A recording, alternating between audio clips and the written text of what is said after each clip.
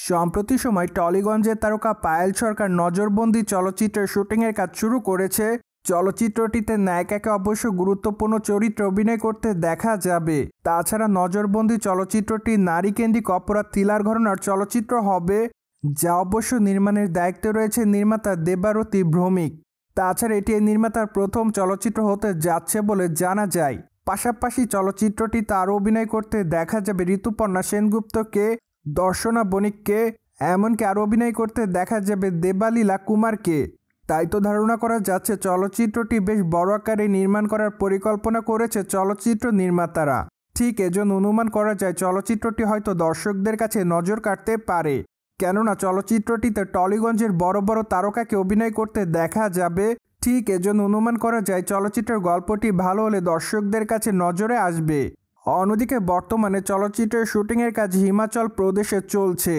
সেই সাথে চলচ্চিত্রটি অবশ্য মে কিংবা জুন মাসে মুক্তি দেওয়ার পরিকল্পনা করেছে চলচ্চিত্র নির্মাতারা। তাই তো আপাতত নির্মাতা সংশ্লিষ্টরা চলচ্চিত্রের শুটিংয়ের কাজটি যথাসময়ের মধ্যে শেষ করার পরিকল্পনা করেন, ফলে তারা নিয়মিত চলচ্চিত্রের শুটিংয়ের কাজটি করবেন বলে জানা যায়। পাশাপাশি আরও জানা যায় চলচ্চিত্রের পর্দায় পুরুষ চরিত্র নেই, কেননা এটি শুধুমাত্র নারীকেন্দ্রিক চলচ্চিত্র হবে। তাই তো চলচ্চিত্রের মূল প্রেক্ষাপটে নারীদেরকেই দেখানো হবে, যার প্রেক্ষাপটে ধারণা করা যাচ্ছে এবার হয়তো টলিগঞ্জে দর্শকরা নতুন মাত্রার কোনো চলচ্চিত্র দেখবে। ঠিক এজন্য সকল দর্শকদের মধ্যে চলচ্চিত্রটিকে কেন্দ্র করে এরই মধ্যে এক্সাইটমেন্ট খুবই বেশি।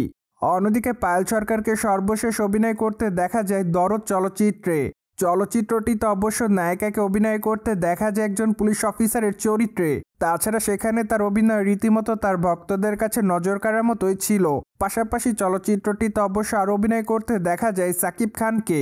তাছাড়া মাত্র কয়েকটা দিন আগে ভারতে চলচ্চিত্রটি মুক্তি পেয়েছে বলে জানা যায়। সো ভিউয়ার্স, জেনে তো নিলেন কলকাতা বাংলা চলচ্চিত্রের তারকা পায়েল সরকারকে আগামী দিন অভিনয় করতে দেখা যাবে নারীকেন্দ্রিক চলচ্চিত্র নজরবন্দিতে।